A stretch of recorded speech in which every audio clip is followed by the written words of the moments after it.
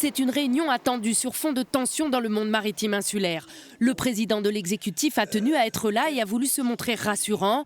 Dans l'hémicycle de l'hôtel de région, les représentants de la Méridionale et de la Corsica Linea, les représentants syndicaux, les organisations socio-professionnelles et les chambres consulaires. La direction de la Corsica Ferries, elle est venue en observatrice. Objectif de cette réunion, trouver ensemble des solutions sur la crise qui a secoué le transport maritime insulaire. Pour l'Office des transports de la Corse, la priorité est de sécuriser la desserte maritime et la dotation de continuité territoriale. C'est une fédération de force importante aujourd'hui.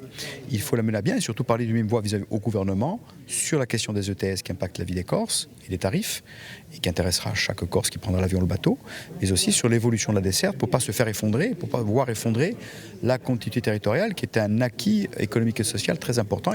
Autre sujet du jour, la fameuse taxe carbone. Depuis janvier 2026, la nouvelle directive européenne environnementale dite ETS est applicable au transport maritime.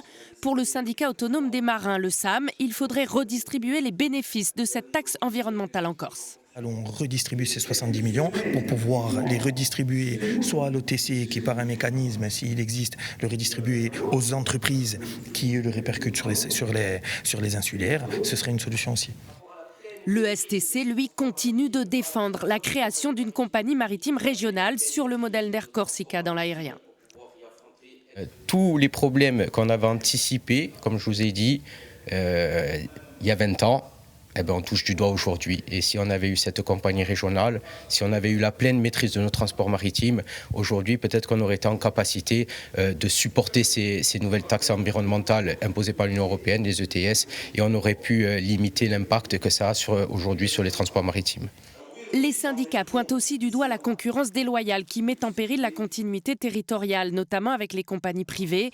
Alors en fin de réunion, lorsque la Corsica Ferries prend la parole, il quitte la salle. Tout ce qu'on vit aujourd'hui, c'est de nouvelles attaques de dumping social partout en Méditerranée par ce type d'opérateur.